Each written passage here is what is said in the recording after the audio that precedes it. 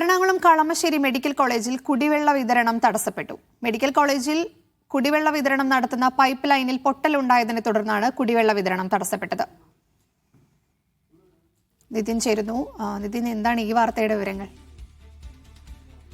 Najma, Kalamassery medical കോളേജിലേക്ക് കുടിവെള്ളം എത്തിക്കുന്ന വിതരണ പൈപ്പാണ് പൊട്ടിയിരിക്കുന്നത്.